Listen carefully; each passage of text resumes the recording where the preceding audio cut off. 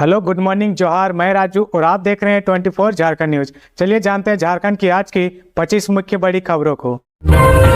कुर्मी समाज के 20 सितंबर से रेल चक्का जाम को लेकर सुरक्षा के पुख्ता इंतजाम, धारा 144 लागू। एसटी का दर्जा देने समेत अन्य मांगों को लेकर कुर्मी समाज 20 सितंबर से रेल चक्का जाम करेगा। इनके आंदोलन को देखते हुए विधि व्यवस्था बनाए रखने को लेकर जिला प्रशासन ने सुरक्षा के पुख्ता इंतजाम किए हैं। कुर्मी विकास मोर्चा ने 20 सितंबर से अनिश्चितकाल के लिए रेल चक्का जाम आंदोलन के दौरान विधि व्यवस्था एवं सुरक्षा व्यवस्था बनाए रखने को लेकर रांची के उपायुक्त जिला दंडाधिकारी राहुल कुमार सिन्हा एवं एसएसपी चंदन कुमार सिन्हा ने मंगलवार को संयुक्त आदेश जारी किया है। इधर रांची सदर के अनुमंडल दंडाधिकारी द्वारा अगले आदेश तक धारा 144 रांची के संपूर्ण सिल्ली अंचल क्षेत्र में लागू कर दी गई है। रांची के मुरी रेलवे स्टेशन पर सुरक्षा के कड़े प्रबंध किए गए हैं। पुलिस पदाधिकारी व दंडाधिकारी की प्रतिनियुक्ति की गई है। इसका जायजा लेने रांची के ग्रामीण एसपी व डीएसपी मौके पर पहुंचे हैं।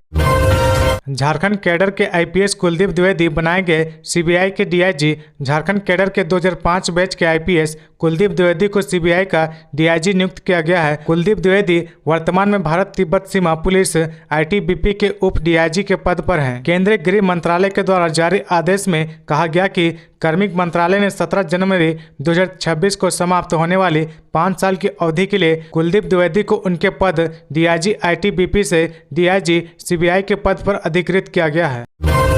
केंद्रीय रेल मंत्री से मिले सांसद संजय सेठ। रांची से हावड़ा दौड़ेगी वंदे भारत। ट्रेन के ठहराव से लेकर ओवरब्रिज निर्माण का उठाया मुद्दा। झारखंड में रांची से हावड़ा वंदे भारत एक्सप्रेस की सौगात जल्द मिलने वाली है।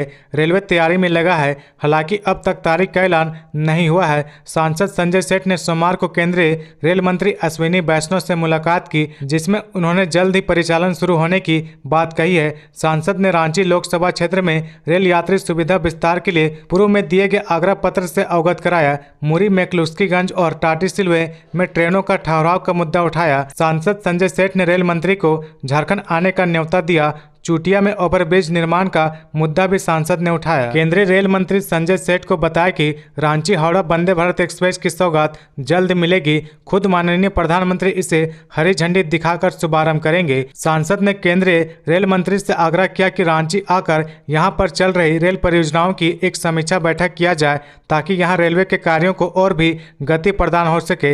इस पर सांसद को केंद्रीय रेल मंत्री ने आश्वस्त किया कि बहुत जल्द वह रांची आने की योजना बना रहे हैं। सभी योजनाओं की समीक्षा की जाएगी, उसे और गति प्रदान की जाएगी। झारखंड में बड़ा हादसा, अलग अलग घटनाओं में डूबने से 7 लड़कियों की मौत, पसरा मातम।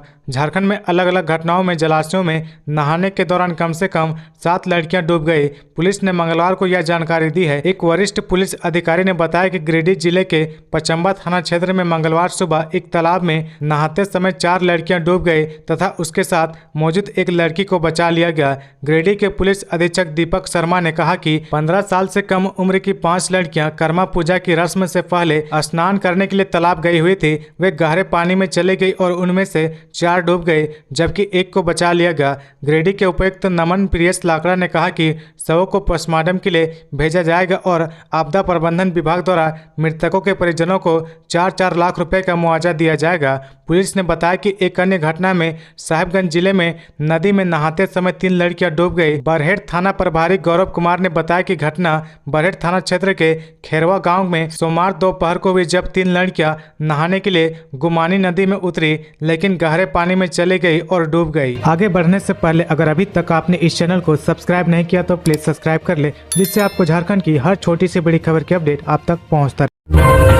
महिला आरक्षण बिल पास होने से बदल जाएगी झारखंड विधानसभा की तस्वीर। लोकसभा में 128वें संविधान संशोधन बिल में नारी शक्ति वंदन विधेयक पेश किया गया है। इसके बाद लोकसभा और राज्यों की विधानसभाओं में महिला के लिए 33% आरक्षण का रास्ता साफ हो गया है। इस बिल के कानून बनने के बाद झारखंड पर इसका क्या असर होगा, क्या कहना है यहाँ की महिला जनप्रतिनिधियों का, चलिए जानते हैं। 2024 के लोकसभा चुनाव से पहले केंद्र की मोदी सरकार ने मास्टर स्ट्रोक लगा दिया है। मोदी कैबिनेट ने लोकसभा और राज्य की विधानसभाओं में महिलाओं के लिए 33% सीट आरक्षित करने के प्रस्ताव पर मोहर लगा दी है। लोकसभा से बिल पास होते ही यह व्यवस्था लागू हो जाएगी, क्योंकि साल 2010 में ही राज्यसभा से यह बिल पास हो चुका है। हालांकि बिल पेश होने के बाद ही पता चल जाएगा कि इसमें और क्या क्या प्रावधान है, लेकिन केंद्र के इस मास्टर स्ट्रोक से तमाम राज्यों की विधानसभा की तस्वीर बदल जाएगी। अब सवाल है कि इस झारखंड विधानसभा पर क्या असर होगा। साथ ही देश में होने जा रहे बड़े परिवर्तन पर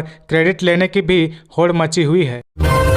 हाईकोर्ट में एनटीपीसी का हल्फनामा, अतिक्रमणकारियों को भी दिया गया मुआवजा। हजारीबाग में एनटीपीसी के लिए भूमि अधिग्रहण के दौरान कथित रूप से हुए 3000 करोड़ रुपए के भूमि मुआवजे घोटाले की जांच को लेकर दायर जनहित याचिका पर हाईकोर्ट में सुनवाई हुई। सुनवाई के दौरान एनटीपीसी की तरफ से अदालत में जवाब दाखिल किया गया। जवाब में एनटीपीसी ने अतिक्रमणकारियों को मुआवजा वितरण करने की बात स्वीकार कर ली है। हालांकि उसने इसके लिए सरकारी अधिकारियों कर्मचारियों के अनुमोदन से मुआवजे बांटने की बात कही है, लेकिन कितने अतिक्रमणकारियों को किस दर पर कितना मुआवजा बांटा गया है उसका कोई विवरण एनटीपीसी ने फिलहाल नहीं दिया है। इसके साथ ही अतिक्रमणकारियों की सूची किसने बनाई, उसका सत्यापन कैसे किया गया, उसकी कोई जानकारी उपलब्ध नहीं कराई गई है। अब अदालत इस मामले में बुधवार को सुनवाई करेगा। झारखंड हाईकोर्ट के चीफ जस्टिस की बेंच इस मामले की सुनवाई कर रही है। इससे लेकर मंटू सोनी ने झारखंड हाईकोर्ट में जनहित याचिका दायर की है।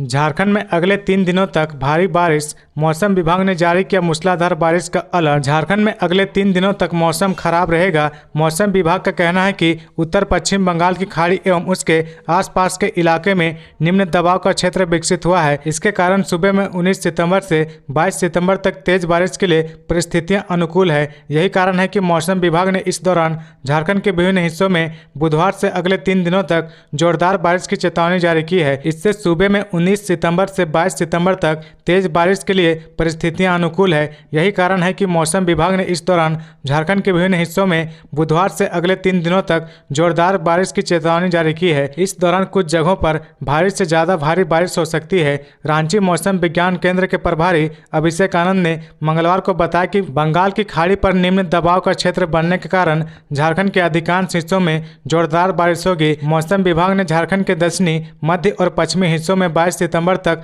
मूसलाधार बारिश की चेतावनी जारी की है। यदि अगले 24 घंटे की बात करें तो दक्षिणी और मध्य झारखंड के अलग अलग इलाकों में भारी बारिश होने की संभावना बन रही है। जिन जिलों में भारी बारिश की चेतावनी जारी की गई है उसमें रांची समेत 8 जिले शामिल है। इसके बाद अगले दिन कम दबाव क्षेत्र का असर राज्य के पश्चिमी और मध्य हिस्सों पर पड़ेगा। इससे सूबे के इन क्षेत्रों में जोरदार बारिश होगी।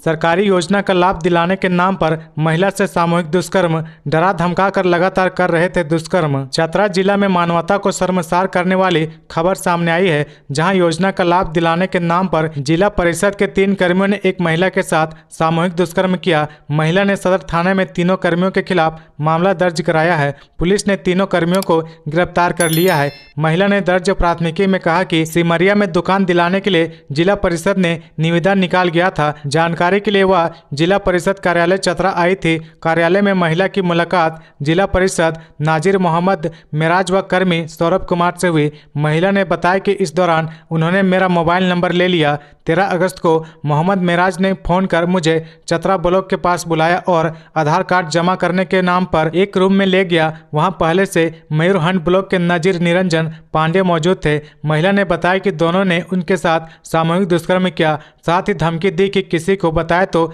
दुकान नहीं मिलेगा।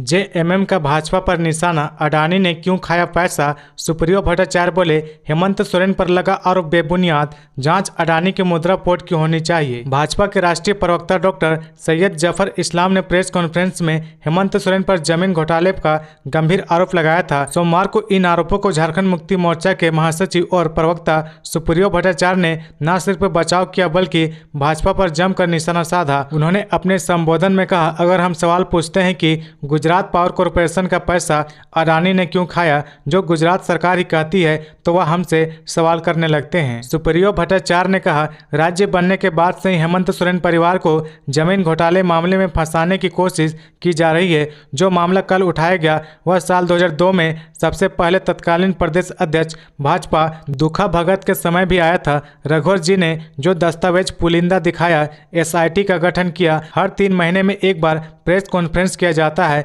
वही दस्तावेज फिर से सामने आया। यही दस्तावेज हाईकोर्ट में भी गया था, हाईकोर्ट ने फाइन की, एसआईटी ने क्लीन चिट दी। संसाधन के अभाव में बदहाल हुआ CM school of excellence, hostel से घर भेजे गए बच्चे। झारखंड सरकार ने बड़े ही तामझाम से 80 स्कूल ऑफ एक्सीलेंस का उद्घाटन किया था। कुछ ही दिन बीतने के बाद स्कूलों की स्थिति खराब होती जा रही है। कहीं सुविधाओं का घोर अभाव तो कहीं हॉस्टल पर दूसरे का कब्जा हो गया है। एक और जहां राज्य सरकार पंचायत स्तर पर 5000 स्कूल ऑफ एक्सीलेंस खोलने की तैयारी में है, वहीं दूसरी ओर पिछले दिनों खोले गए 80 स्कूलों में आज भी संसाधन का घोर अभाव है। क्लासरूम से लेकर छात्रावास तक में विद्यार्थियों को भारी परेशानियों का सामना करना पड़ रहा है। बगैर संसाधन के जैसे तैसे चल रहे रांची के जिला स्कूल स्थित सीएम अवार्ड्स ऑफ एक्सीलेंस में अव्यवस्था का आलम यह है कि ना तो क्लासरूम अपना है और न ही छात्रों को रहने के लिए छात्रावास। स्कूल परिसर में बन रहा स्कूल भवन अभी तक पूर्ण नहीं होने की वजह से पुराने जिला स्कूल भवन में क्लास जैसे तैसे चल रहे। पिछले दिनों आग लगने के कारण क्लासरूम में क्षतिग्रस्त होने से वर्तमान समय में छात्रों की भारी कठिनाइयों का सामना करना पड़ रहा है। स्कूल प्रबंधन द्वारा वैकल्पिक व्यवस्था के तहत स्कूल कैंपस के बाहर दूसरे कार्यों के लिए बने कल्याण विभाग के बिल्डिंग में छात्रों का क्लास लिया जा रहा है। पश्चिमी सिंहभूम में नक्सलियों की साजिश नाकाम, आईईडी बम व स्पाइक होल बरामद। पश्चिमी सिंहभूम जिले के नक्सल प्रभावित क्षेत्र में सर्च ऑपरेशन के दौरान गोइलकेरा थाना क्षेत्र के रबुआ हाथू के आसपास पहाड़ी क्षेत्र से 10 केजी का एक आईईडी बम और 2 स्पाइक होल बरामद किया गया है। बरामद आईईडी बम को बीडीडीएस टीम की मदद से उसी स्थान पर विस्फोट कर नष्ट कर दिया गया। इसकी पुष्टि करते हुए एसपी आशुतोष शेखर ने बताया कि प्रतिबंधित भाकपा माओवादी नक्सली संगठन के शीर्ष नेता मिसिर बेसरा, अनमोल, मोचू, चमन कांडे, अजय महतो, सागन अंगरिया, अश्विन अपने दस्ता सदस्यों के साथ कोल्हन क्षेत्र में गैर कानूनी गतिविधि के लिए घूम रहे हैं। इस सूचना के आलोक में दल गठित कर लगातार अभियान चलाया जा रहा है। रिम्स में किडनी ट्रांसप्लांट की तैयारी, स्वास्थ्य विभाग को भेजा गया प्रस्ताव। रिम्स में किडनी ट्रांसप्लांट शुरू करने का प्रयास दोबारा तेज हो गया है। रिम्स के state organ and tissue transplant organisation ने इससे संबंधित प्रस्ताव स्वास्थ्य विभाग को भेज दिया है। प्रस्ताव में यह बताया गया कि रिम्स में nephrology, urology, super speciality wing के अलावा प्रशिक्षित एनेस्थीसिया विभाग के डॉक्टर हैं, इसलिए किडनी ट्रांसप्लांट को अनुमति मिलने के बाद शुरू किया जा सकता है। नेफ्रोलॉजी और यूरोलॉजी विभाग द्वारा भी इससे संबंधित प्रस्ताव रिम्स प्रबंधन को भेजा गया है। इधर इसी कड़ी में नेफ्रोलॉजी विभाग में 25 बेड का डायलिसिस यूनिट और तैयार किया जा रहा है। 25 बेड के इस विंग में नेफ्रो प्लस का सहयोग लिया गया है। नेफ्रो प्लस से अनुबंध कर सेटअप तैयार कर लिया गया है। मशीनें भी मंगा ली गई है। फिलहाल आंतरिक साज सज्जा का काम चल रहा है। उम्मीद है कि 1 महीना बाद यह विंग मरीजों के लिए उपलब्ध हो जाएगा। सूत्रों ने बताया कि सरकार और स्वास्थ्य विभाग भी राज्य के सरकारी संस्थान में किडनी ट्रांसप्लांट शुरू करने को लेकर गंभीर है। झारखंड में 33% से अधिक हरियाली के बाद भी दिखने लगा जलवायु परिवर्तन का असर, दिल्ली में बोले पीसीसीएफ संजय श्रीवास्तव। झारखंड के 33% से अधिक हरा भरा होने के बाद भी यहां जलवायु परिवर्तन का असर दिखने लगा है। राज्य के उत्तरी पश्चिमी जिले गढ़वा, लातेहार व पलामू में औसत तापमान का बढ़ना, बारिश घटना, जंगलों में आग को इसके परिणाम के तौर पर देखा जा रहा है। झारखंड की हेमंत सोरेन सरकार ने जलवायु परिवर्तन के प्रभाव को कम करने के लिए काम करना शुरू कर दिया है। ये बातें प्रधान मुख्य वन संरक्षक पीसीसीएफ संजय श्रीवास्तव ने नई दिल्ली के विज्ञान भवन में भारत सरकार के विभिन्न मंत्रालय के संयुक्त तत्वाधान में हुए अंतर्राष्ट्रीय जलवायु शिखर सम्मेलन में कही। उन्होंने कहा कि हरित हाइड्रोजन की दिशा में पहल करते हुए झारखंड के उद्योग विभाग ने टाटा समूह की कंपनी के साथ जमशेदपुर में हाइड्रोजन इंजन निर्माण की यूनिट स्थापित करने के लिए एमओयू किया है। नवीकरणीय ऊर्जा के क्षेत्र में योगदान के लिए नई सौर ऊर्जा नीति लागू की गई है।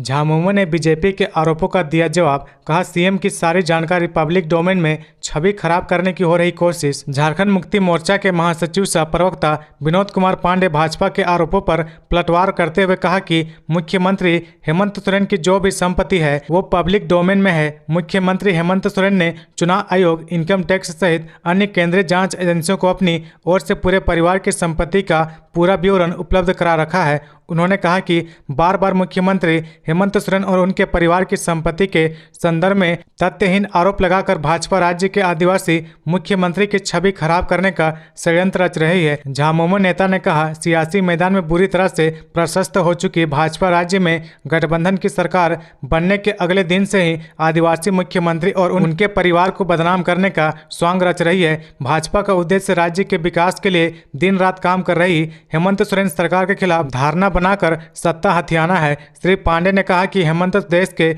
सबसे सशक्त आदिवासी नेता के रूप में उभर चुके हैं। दरअसल भाजपा को यह पच नहीं रहा, इसलिए हेमंत की छवि को खराब करने का षड्यंत्र रचा जा रहा है। अपहरण के बाद 8 साल के बच्चे की हत्या, नाबालिग ही निकले हत्यारे, बताया कत्ल की वजह। झारखंड की कोडरमा पुलिस ने हत्या के एक ऐसे मामले का खुलासा किया है जिसमें 8 साल के बच्चे की हत्या करने वाले भी नाबालिग ही थे। थाना क्षेत्र के जलवाबाद में 8 वर्षीय अब्दुल समद की हत्या कर दी गई थी, जिसकी गुत्थी पुलिस ने सुलझा ली है। इस मामले में 2 नाबालिग आरोपियों को पुलिस ने पकड़ा और रिमांड होम भेजने की तैयारी में है। 14 सितंबर को घर के बाहर खेलते वक्त अब्दुल समद का अपहरण कर लिया गया था और 4 दिनों के बाद उसका शव घर के पास ही एक अर्धनिर्मित मकान से प्लास्टिक की बोरी में से बरामद किया गया। फिरौती मांगने और अब्दुल समद के मामा से दुश्मनी का बदला लेने के लिए अब्दुल सद्दाम का अपहरण कर उसकी हत्या कर दी गई थी। पुलिस कप्तान ने बताया कि 14 सितंबर को शाम में अपहरण के बाद ही रस्सी से गला दबाकर उसकी हत्या कर दी गई थी और शव को छिपाने की नीयत से प्लास्टिक की बोरी में बांध कर रखा गया था। मामले की जानकारी देते हुए कोडरमा के एसपी अनुदीप सिंह ने बताया कि कुछ साल पहले आरोपियों के द्वारा मदरसा में चोरी की घटना को अंजाम दिया गया था और उसी घटना के उद्भेदन में अब्दुल सद्दाम के मामा की अहम भूमिका थी। इसके बाद से ही नाबालिग आरोपी सद्दाम की हत्या कर उसके मामा से बदला लेना चाह रहे थे। घटनास्थल से पुलिस ने हत्या में इस्तेमाल की गई रस्सी और मृतक के चप्पल भी बरामद किए हैं। इसके अलावा सीसीटीवी फुटेज के जरिए नाबालिग की पहचान की गई है। भारत और पाकिस्तान मैच को लेकर रांची से अहमदाबाद विमान का किराया बढ़ा, 55,000 है टिकट की कीमत। वर्ल्ड कप क्रिकेट 2023 में भारत और पाकिस्तान का मुकाबला 14 अक्टूबर को अहमदाबाद के नरेंद्र मोदी स्टेडियम में खेला जाएगा। इस मैच के लिए झारखंड के क्रिकेट फैंस के बीच गजब का जोश देखा जा रहा है। मैच देखने के लिए हवाई जहाज की टिकटों की मांग बढ़ गई है। एक और रांची अहमदाबाद इंडिगो की सीधी विमान सेवा 12 अक्टूबर का टिकट जहां 18,988 के आसपास है, वहीं अन्य विमान सेवा की कनेक्टिंग फ्लाइट का टिकट 55,000 रुपये तक पड़ता है। रांची से सप्ताह में 3 दिन मंगलवार, गुरुवार व शनिवार को अहमदाबाद के लिए इंडिगो की डायरेक्ट फ्लाइट है जो शाम 4:10 में रांची से उड़ान भरती है और 6:20 में पहुंचती है। 180 सीटर इस विमान में 12 अक्टूबर गुरुवार को टिकट की दर 18,988 रुपये है। 13 अक्टूबर को इंडिगो की कनेक्टिंग फ्लाइट 17,000 से 21,000 के बीच मिल रही है। अन्य विमान सेवाओं की कनेक्टिंग फ्लाइट मैच से एक दिन पूर्व यानी 13 अक्टूबर की मिल रही है।